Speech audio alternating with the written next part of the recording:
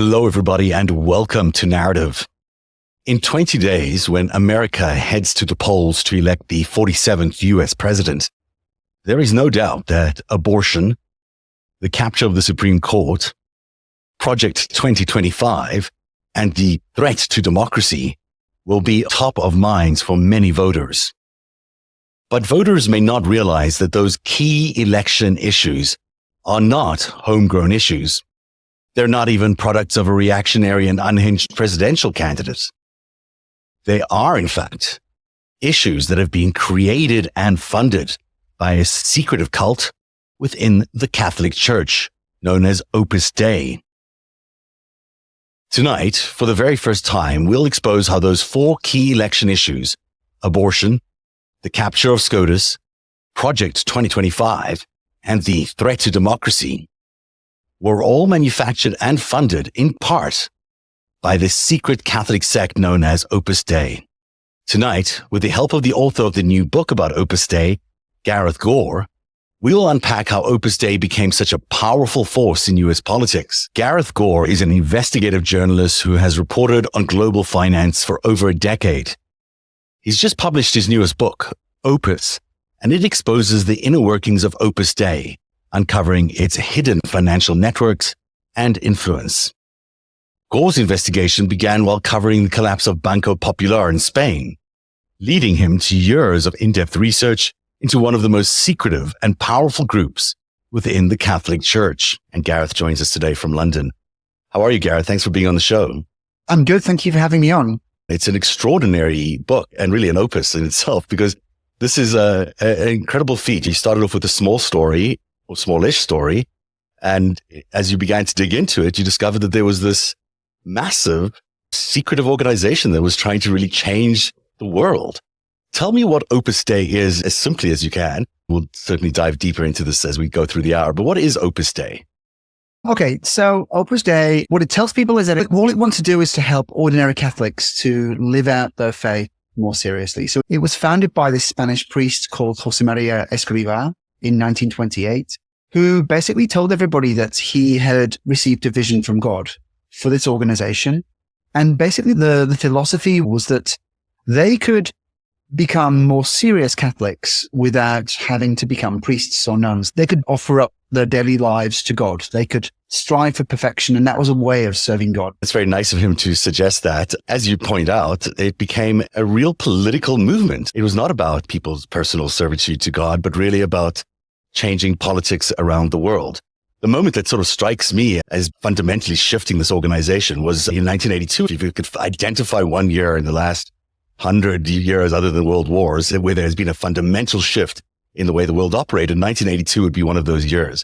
And in that year, John Paul II suddenly decides to do something really strange with Opus Dei. What does John Paul II do? I think it's important to point out that Opus Dei had been grooming Archbishop Wojtyła, as he was back then the Archbishop of Krakow in Poland.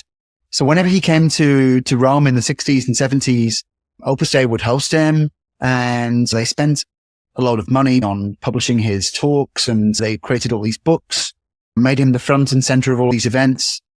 And when he became Pope in 78, he was a surprise choice as Pope. In September 78, Pope John Paul I died, was found dead in his bed just 30 days into his papacy. Right. All the cardinals had to come back to Rome and vote again. And it took them 7 rounds of voting to eventually settle on Wojtyła, who was a real compromise candidate. Wojtyła, having been groomed by Opus Dei for many years, he quite naturally, as an outsider to Rome, really turned to Opus Dei as this set of allies. And as you hinted at, in 1982, he created this new status for them within the church. So he made them personal prelature, which critically allowed them to operate wherever they wanted to in the world, outside of the normal church hierarchy. Effectively, they were able to operate in any place on the planet without any kind of oversight and without having to report to the local bishop or archbishop. That's incredible. It's almost like he created a secret intelligence agency. It's there's been nothing like that in the church before that I've heard of. And suddenly comes this unknown pope and he's, I don't know, let's see if I can make this a personal prefecture. It's a very unusual thing. I think what your analysis there is spot on. I think he saw them partly as a reliable set of fellow conservatives. And this was at a time when the church was deeply divided. You had many outspoken bishops in places like the US, for example, many progressive bishops who were calling out humanitarian abuses in parts of the world. And John Paul II was uncomfortable with this. He was a real authoritarian. He wasn't happy that there were other voices in the church who maybe had different politics to himself. So he saw Opus Dei as a group of fellow kind of arch conservatives that he could rely on. But by giving them this special status, he basically turned them into a kind of private papal army that he could send to wherever in the world, whichever archdiocese was causing trouble, he could send his Opus Dei troops there and say, you guys are going to set up almost a rival church to really preach what I want you to preach. And that's the way it worked for many years. That's really an incredible thing for any pope to do, because the Catholic Church has been quite open in its work. But also, that particular pope was also very involved with Ronald Reagan and others in the collapse of the Soviet Union. That's really, if you believe at least his version of events, there, he was very involved in how Gorbachev ended up transforming the Soviet Union into what is today a Federation of Russia. And it's interesting that he had a political bent as well. The same pope that is also brand new and also wants to be more conservative. He also has this intelligence force or this army that he has around the world. And he's also wanting to transform the whole world order by eliminating or changing the Soviet Union in partnership with Ronald Reagan.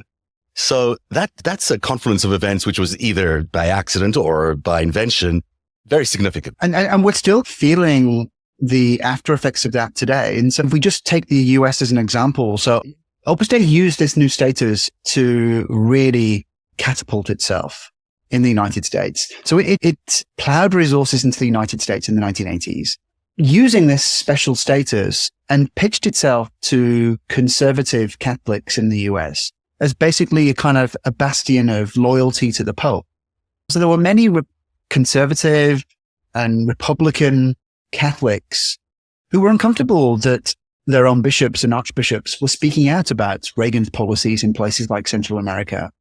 And so Opus Dei swooped in and said, don't worry, you can trust us guys. We're not like those guys. We're more on the side of John Paul II and Reagan. Right. And the membership of Opus Dei in the United States really took off in the 80s, partly because the organization took advantage of this schism that was opening up within the US Catholic Church. And today, Opus Dei is really quite a powerful force among that kind of wealthy Republican Catholic elite, basically. And yeah, they're very much taking advantage of that as well. So Opus Dei, then you're saying, worked inside the United States to shore up support for Reagan as well and his policies on the Pope's orders, probably. I'm not sure they were exactly shoring up support for Reagan in particular, but I think they were more just taking advantage of this divide within the US church for their own advantage. They were looking for money and being able to swoop in and say, we have the personal kind of legitimacy from the Pope. He loves us and we support everything he does. Mm-hmm. And two, we're not like all of these progressive liberal bishops that are saying crazy stuff about your wonderful President Reagan. I think he was from a position more of self-interest than of necessarily promoting the policies of Reagan. But yeah, I think that's true throughout Opus Dei's history, that self-interest is the thing that really guides the movement more than anything else. That's really interesting. So you think, are they a very independent organization? Do you view them as that? Or were they more tied to the Pope during John Paul's years, but then less tied now? How did their involvement with the head office evolve? I think they are very much an independent organization. And I think that during the papacy of John Paul II, there was an alignment of interests. And so that served the organization very well.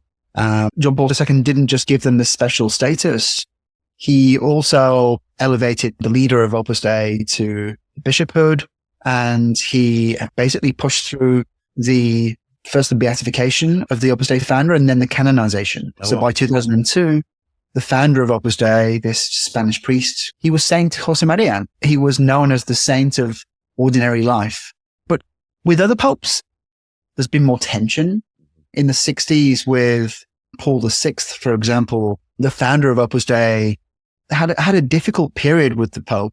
He sent all kinds of aggressive letters to him demanding that Opus Dei be given more recognition. And the founder was pretty full of himself and thought that the Pope and the Vatican should give Opus Dei more recognition for what it was doing and how it was growing. So there was a certain tension. At one point in the 60s, Escrivá even considered taking Opus Dei out of the Catholic Church and joining the Orthodox Church because he felt that he wasn't getting the kind of recognition that he deserved.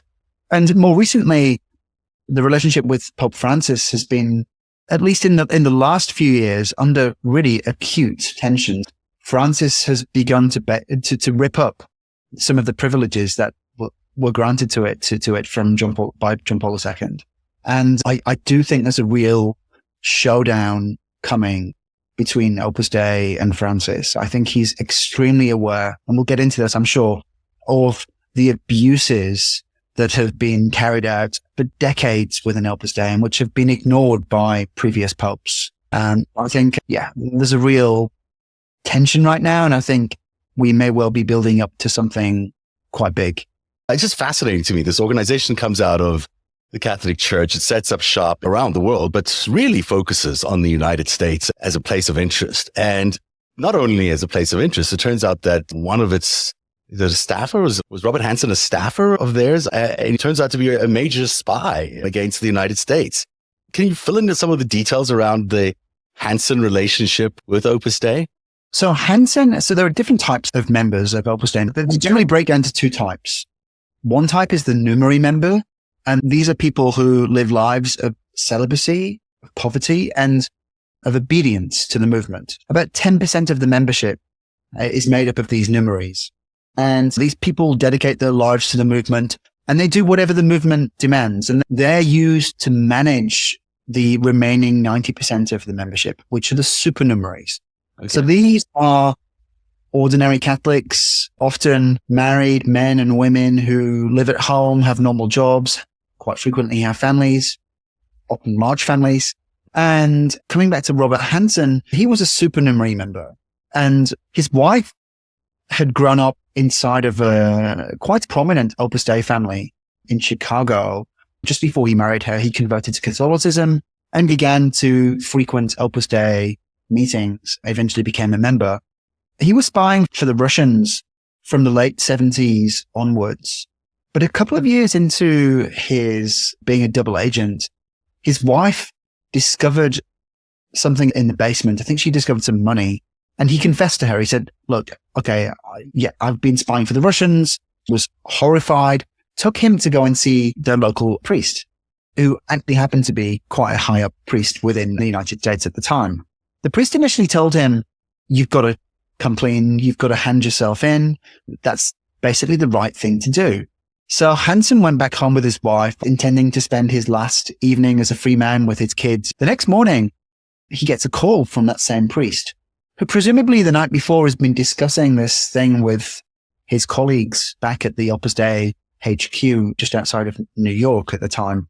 And on this phone call, he tells Hansen, you know the advice I gave you last night about coming clean and handing yourself in? Actually, forget that. What you need to do is just stop what you're doing and give some of that money you've received from the Russians, give it to some good causes, and let's all move on with our lives. God has changed his mind in the last few hours. I mean, we don't know what happened in the last few hours, but I suspect that there were some discussions going on. And I think this comes back to what we were just saying earlier about self-interest. I think at this critical time for the movement, when it was just winning this new status at the Vatican and it had this great opportunity to really penetrate the US, something that it had been trying but failing to do for many years, I think Opus Dei was worried that a major scandal involving a prominent member would have scuppered its chances in the United States at the critical time. And so Hansen went on to spy for the Russians for another 20 years. Mm-hmm. And he handed over some really critical information. We know that information that he handed over to the Russians was responsible for the killing 3 Russian double agents who were working for the States. So he handed the KGB information about these guys, and they were basically because of the information he provided. The impact on US national security cannot be underestimated. When the US authorities did a kind of post-mortem once they finally caught him, they made it pretty clear that he had been the biggest kind of US national security breach in the entire history of the country. And yes, that advice that he got from that very self-interested advice that he received from his Opus Dei priest had pretty severe repercussions for the country. Now, it's also interesting, I think, and correct me if I'm wrong, because memories might be a little sketchy here, but Bill Barr, who's another prominent member of Opus Dei, I guess he joins later on. Bill Barr, officially speaking these days, is not a member of Opus Dei. Now, I'm not sure whether he was a member, back in the day, because I do know, for instance, that Opus Dei occasionally encourages its supernumerary members to allow the membership to lapse, because it's sometimes more convenient that way, so they can have plausible deniability. But at the same time, it's absolutely accurate to describe Bill Barr as an Opus Dei affiliate. He's certainly a friend to Opus Dei. So for a number of years, he was a board member at the main Opus Dei hub in central Washington, DC. That same hub basically gave him a special prize and title after he lost his job as Attorney General under Trump. But he also had a connection to Robert Hansen. Hansen's brother worked as a speechwriter for Bill Barr. Hansen's brother-in-law, this guy who is still today an Opus Dei priest, he was working as a speechwriter for Bill Barr in the early 90s, whilst Hansen was basically spying for the Russians. And at the same time, Bill Barr's histories with the CIA and having George Bush's right-hand man, and George Bush being the former CIA director, I described to this organization as a bit of an intelligence organization for the Pope, but also it is affiliated, some people involved with intelligence organizations in the United States, and also Russia through Hansen. It puts it in that realm of intelligence agents. You're absolutely right to describe Opus Dei as a kind of intelligence agency. In the early 19th, when Escrivá was starting to evolve the movement. So this is in 1930 Spain, a society that's deeply divided. It's a country that's on the brink of civil war. The workers are rising up. They've overthrown the monarchy. They're demanding new rights. They're turning their backs on the church. And Escrivá sees this and is horrified. And so this rather benign philosophy that we were talking about before, about showing Catholics how they can strive for perfection and serve their everyday lives up to God, it begins to evolve. It becomes much more political, much more reactionary. And he writes specifically that he sees his followers as part of a kind of guerrilla army, a kind of hidden army that will infiltrate every part of society. And these are his writings, and they will use their positions in society to collect information on the enemies of Christ. It's intelligence gathering. And for many years, Opus Dei, the numeraries, these celibate members, have these spiritual guidance sessions with all of the supernumeraries. And for many years, the numeraries would use these spiritual guidance sessions to collect information on this network of supernumeraries who were living out in the world. So they would collect personal information about their sex lives, information about their professional lives, information about their friends and the networks that they operated in. And all of this information would be collected and fed up to the national Opus Dei headquarters. And people within the headquarters would then decide how they might want to use that information. I don't think we're talking blackmail here. It's more a kind of social engineering thing. So it's figuring out, this guy is interested in doing this and he's in these circles. Maybe we can hook him up with this guy and they can come together and help to do something. So it's intelligence gathering coupled with social engineering, and all under this veil of spirituality. The Opus Dei still today says that all it wants to do is help ordinary Catholics to live out their faith more seriously.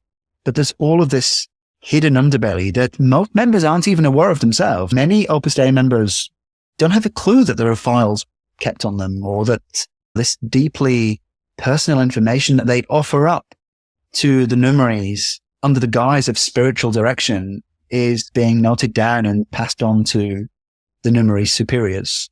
I think of cults, and I think about that kind of organization, the way they're spying on their own membership and they're sharing this information up the chain. It's not dissimilar from other cult movements. No, I would argue that Opus Dei is absolutely a cult movement. And I'd go further. I'd argue that Opus Dei is an abusive cult. So not only does it collect information on its membership, the way that it, especially for the numeri recruits, the way that it targets those is it's so many other cults. Usually they go after the potential victims when they're still children. So you have people who are like both boys and girls who are like 12, 13 years old, who are targeted by the movement. First of all, they bombard them. It's this process of kind of love bombing. They become their new best friend. They invite these boys and girls to special clubs and camping weekends. I've even heard stories from numeries who said that they would offer cigarettes to the kids, or they would just take them on fishing trips, stuff like that, as a way of fostering this special relationship. Sometimes the numeries were encouraged to swear or learn which records were in the top 40 or whatever so that they could strike this bond up. They become their new best friend. They slowly pick them off from their peers and from their family. And once they've got them on their own, they bombard them with this Opus Dei propaganda. And they tell them, God has a calling for you. God has decided that your role in life should be to serve him by being a numeri. And they work them up to this point that they internally call the crisis of vocation, where they basically say to the kids, you need to decide. You either follow God's will and you become a numeri member and you join us and you dedicate your life to Opus Dei, or you turn your back on God. And if you do that, then you and your family will go to hell. And so, these poor kids who've been cut off from their friends and family and who've been bombarded with all of this propaganda, who've lost the ability to really think critically for themselves, who've been taught that to obey God is the right thing in life. It's not an option. They're being coerced into joining. And Escrivá himself came up with many of these methods and wrote them down. And in the book, we publish his writings for the first time, where he details how to target these young people. In many ways, he was ahead of his time. As you were saying, this is how many abusive cults target their prey these days. But you can read about the way that cults operate. He was effectively working on his own back in the 1930s of Spain. And so you've got this cult, let's call it that, running under the auspices of the Catholic Church, which is respected religion, under the help of the Pope, who blesses them with a special privilege. They are close to at least conservative circles, let's say, in the United States. And then they launch this big operation into the United States where they start funding this massive expansion in DC and in New York of their operations to the tunes of millions and millions of dollars. Where does the money come from, A? And B, what was the point of all of that? Whenever something new is started in a country, it's always framed as being individual Catholics in those countries who've been inspired by the message of Saint Josemaria, who've just decided on their own, of their own volition, to start this thing up. But things are much more centrally controlled. Rome and the various kind of regional and national headquarters, they're the ones that decide what happens where the money's spent. They operate all of these kind of arm's length non-profits, foundations, charities, which carry out Opus Dei's wishes, plants directors to run these various organizations around the world. Those people are straw figures that carry out the orders that the national headquarters hand down to them. And we now know through the book that a lot of those foundations around the world, these supposedly independent foundations that have been set up by ordinary Catholics in those countries, were actually being directly financed by this bank in Spain to the tune of hundreds of millions of dollars, probably more like billions of dollars over many years. Over what years, though? We're talking about, just so everyone has a sense of contextually where we're talking about. in the United States, but also in Spain. What years are we really talking about that the expansion into the United States took place and billions of dollars would have been spent on that expansion? So Opus Dei really took off in Spain in the 1940s, and the founders started to think about expanding elsewhere. They set up a little bit in other countries, but not very much. It was really the 50s when things started to take off, which, by the way, was also the time when Opus Dei hijacked this bank in Spain. They took control of this bank and turned it into effectively a cash machine for the movement. It was Banco Popular was a significant bank. It was a high street bank that every Spaniard, until a few years ago when the bank collapsed, every Spaniard would have known this bank. This bank had offices all around the world. It owned another retail bank in the United States. And for decades, this bank was the financial engine behind Opus Dei. Now, coming back to the United States, the movement made its first real inroads into the States in the 50s. First in Chicago, then Boston, New York. But it very quickly identified DC as somewhere that it really wanted to expand. And that's for a very clear reason. So Escribá, in those foundational documents, he wrote that its membership needed to infiltrate all elements of society. And the idea was that by infiltrating the top of society, by infiltrating government, the judiciary, business, academia, journalism, that would put them in a position to be able to shape society. According to this, Escribá talked about re-Christianizing society by using the membership to do that. And so DC was a natural place for Opus Dei to want to expand. And if you look at Opus Dei's membership in the United States today, officially, the movement has about 3,000 members across the US. Now, you would expect those members to be generally located in Catholic cities like Chicago or Boston, but that's not true. The largest Opus Dei community in the United States is actually in DC. 800 of the 3,000 Opus Dei members are in the DC area. And that tells you all you need to know, because Opus Dei has focused its resources and its recruitment efforts on the most powerful city in the world, because what it wants to do is infiltrate the corridors of power. And has. When you look at the Republican Party and you've seen how Catholicism and Catholic points of view have grown in importance within the Republican Party, it tracks the growth of Opus Dei in DC. It's shocking when you look at the circle of really big power players that are around Trump. People like Leonard Leo, the guy that's almost single-handedly been responsible for the conservative takeover of the US Supreme Court. He's a regular at the Opus Dei hub in Central Washington. He's a director on the board of this Opus Dei hub in Central Washington. He's very close to the Opus Dei priest that runs the organization there.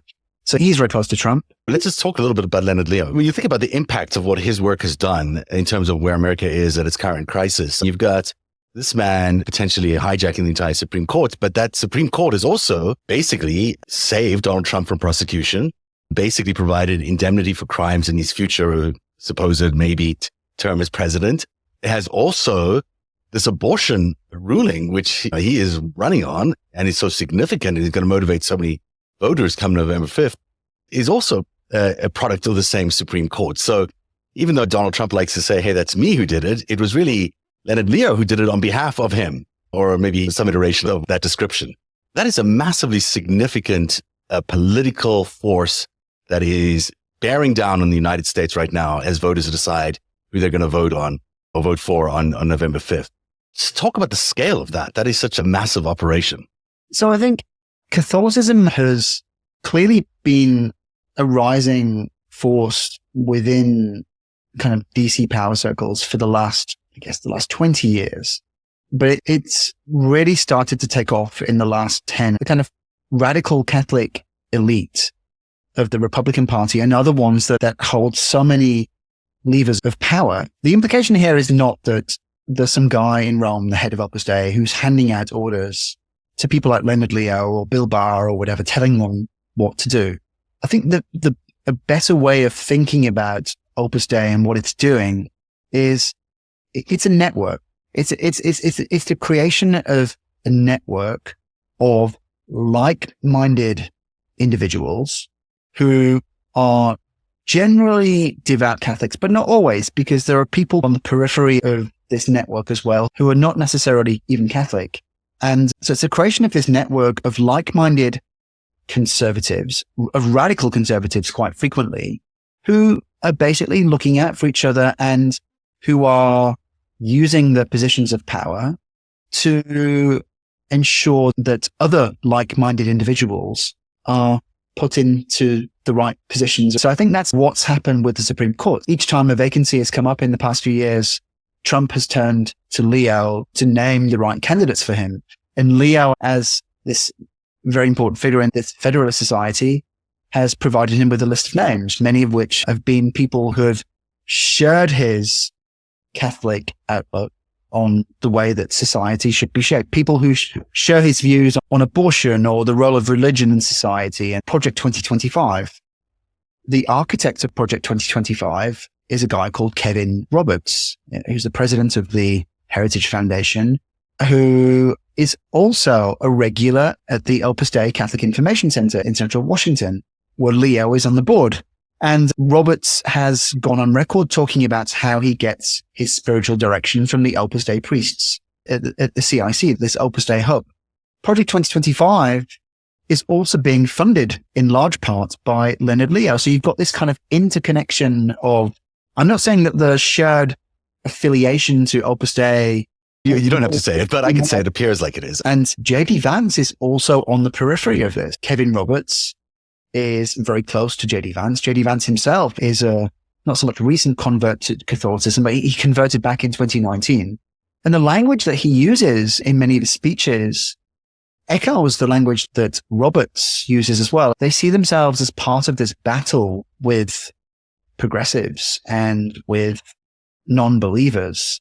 They talk about loading the muskets. And for me, having studied Opus Dei, the language that they use very much echoes the language that Escrivá himself was using in the early 30s. He saw his followers as part of this rising, he called them a rising militia, who would go into battle against the enemies of Christ. And I think these guys very much see the world that way. The world where we sought to come together, split our differences in the middle, or at least find some common ground or find a solution that everybody can agree on. Or I think in the minds of these guys, that world is gone, and they see themselves as part of this almost religious battle to re-Christianize the world. And Project 2025 is a blueprint for that. They're going to rip up federal government. They're going to fire thousands of federal workers, experts in their field who've been doing their jobs for years, and replace them with more people from their own network, people with like-minded radical conservatives who share their agenda, many of whom I'm sure will be part of this Opus Dei network.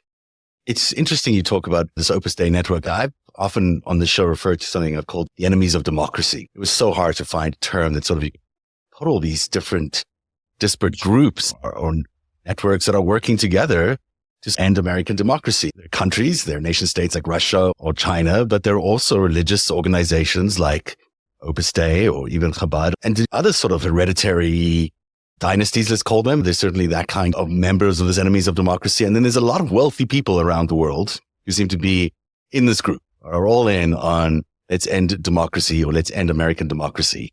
And Opus Dei seems to me like one of the more prominent pieces of that network. And have been doing a very successful job. Really, we are facing 20 days from now an election where that very prospect of the end of democracy is going to be on the ballot. And Americans may choose, at the end of the day, that's where they want to go. What Escrivá was espousing in Spain in the 1930s, and what these guys are trying to push through in the US at the moment, they have many things in common, but at the core, both things are deeply anti-democratic. There's no popular will for many of the changes that these guys want to push through today. The reason Escrivá changed the focus of his organization was because the popular will was something other than what he believed in. I do believe Opus Dei is a deeply political organization. It's a reactionary force. They're turning back for this lost past, this kind of golden land that never really existed. just like escribir, and it's deeply anti-democratic. People do not want this, but it's using, in the case of Opus Dei, it's abusing spirituality to basically hide what you're really doing. And also, and this is very true of people like Leonard Leo, it's using this kind of veil of religion as well to protect yourself from attack. Anyone that questions what you're doing or attacks what you're doing is then labeled as a bigot or anti-Catholic or anti-religious or whatever. And it's nonsense, because what's going on is deeply political.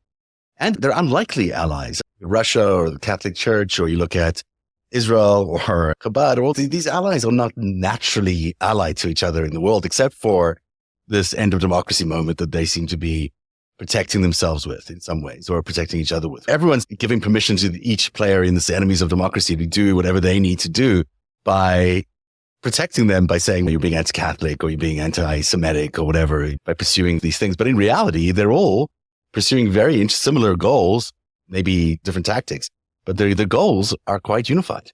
I think that the thing that they share is that it's authoritarianism. And that is a result of the fact that actually the world and people in general are becoming more progressive and open-minded, which is completely in opposition to the worldview that they have.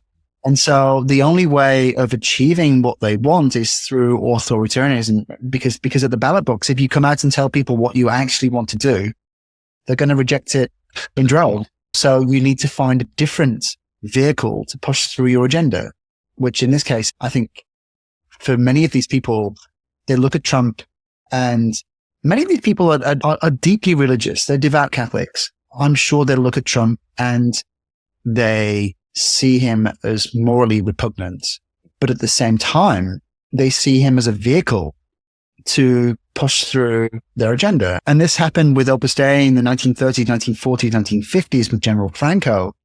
What he was doing in Spain at the time was deeply unchristian. And yet Opus Dei held its nose and cozied up to this dictator who was murdering tens of thousands of his political opponents in peacetime.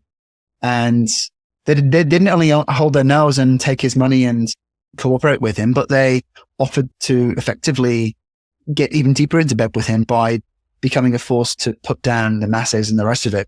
But yeah, it is astonishing, especially when these men and Opus Dei more generally tries to sell themselves to the world behind this facade of Christian values, when actually what they're doing is deeply unchristian, and the people that they're cozying up to in order to push through the hidden agenda are the antithesis of what Jesus Christ stands for. We think we live in these free, open societies where we have debates about the big issues and we as citizens decide, but there are all these murky vehicles around with millions of dollars at their disposal, and these plugged into these hugely powerful networks that are the whole time shaping public opinion. They're determining what topics are going to be top of the agenda and what's going to be discussed.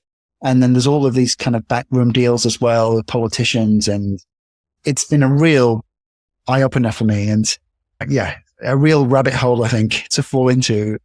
It's a hell of a rabbit hole. And I've fallen into some adjacent rabbit holes in my time doing the show, but it's a remarkable piece of research and work you've done. First, it's a very good read, and everyone who can should read this book, but also it is deeply well researched. And that came partly out of necessity, I suspect, because these guys don't take critics very easily, but your extensive section at the end there where you detail absolutely every footnote with great detail is so helpful to anyone who really wants to dig into this. And it's an important read. What we're seeing now in Argentina, which we should talk about as well, where there is now prosecution of Opus Dei members, or maybe you can expand on what that is a little bit about. But all this research that you've done certainly adds up to a lot of information for everyone in the public, whether it's people in the political circles who want to understand who their enemies are, or people who want to understand why these dark forces have descended on America, or people who just want to understand the judicial challenges that an organization like this can pose to a country. It's really worth everyone's time, and it's a very important book. So really congratulations on writing it. We'll give it another plug before we end the show, but maybe you should talk a little bit about Argentina before we go, because it is so critical about what's happening there right now. Yeah. So we were talking earlier about the recruitment of Numeri members and the kind of the abusive tactics and the manipulation that the group uses to entice these young men and women into the organization. So those Numeris are, they're the people that are going to be recruiting the elite members. And so they tend to want highly educated elite members themselves because they're going to be operating in the right circles. But Opus Dei also has this subclass of membership. They recruit young girls, and they're always girls, to be domestic servants for the Numeri members. So all of the Numeris live in single-sex residencies, and usually they are served by these domestic servants. They call them Numeri assistants. And what I discovered through my research is that the bank, this Spanish bank that was funding all of this expansion for Opus Dei around the world, what it was doing in the 70s and 80s was funding a network of schools that were used as a front to recruit these underprivileged girls into the organization to basically be domestic servants who would work for no pay, work 14 hours a day, 7 days a week, 365 days a year. So Opus Dei members would go out to some poor village in the backwater in northern Argentina or in Paraguay or in some parts of Nigeria or Kenya. And they would say, we can offer your girls a better life. We're running this school in the big city. We'll teach them how to cook and clean, and they'll get qualifications. They can get a job in hospitality. This is a way for them to have a better life. So the families would agree. Opus Dei would take the girls away. And once the girls were on their own, hundreds of miles away from their friends and families, they would be coerced into joining Opus Dei as these Numeri assistants. A few years back, a group of former Numeri assistants got together and filed a formal complaint with the Vatican seeking an apology from Opus Dei and also seeking compensation for all of these years that they'd spent basically as slaves within the organization. And so the Vatican's been sitting on that complaint. Pope Francis, I understand, is keen to do something, but this is a 2,000-year-old institution. Things happen very slowly. Meanwhile, the Argentinian federal prosecutors have been investigating the case in detail. They spent 2 years investigating the allegations of the 40-odd women. And just 2 weeks ago, they brought formal accusations against Opus Dei, accusing the organization of having trafficked teenage girls. Some of these girls were just 12, 13 years old when they were first targeted by Opus Dei. 4 very senior Opus Dei priests are now probably going to be standing trial. But I know from my research that this is probably just the tip of the iceberg. This school in Argentina wasn't a one-off. The bank, I know, was funding similar schools in places like Kenya, the Philippines, Nigeria, even in places like Belgium, France.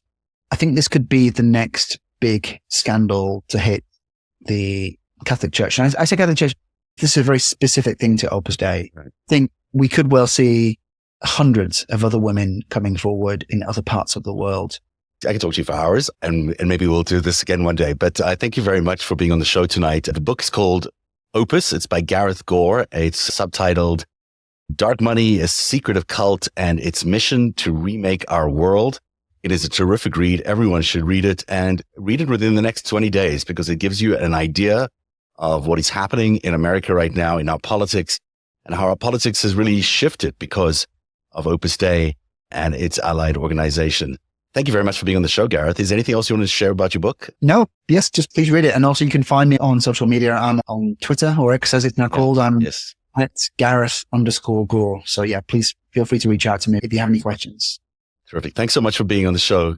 Gareth Gore, the author of Opus. One day you'll tell the story of autocrats, crooks, and kings who came for our freedom.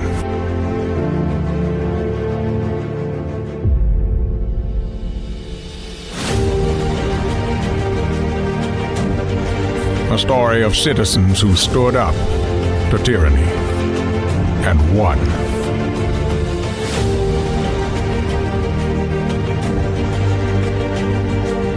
The people prevailed and renewed an old vow to a more perfect union. And that was just the beginning. The story continues.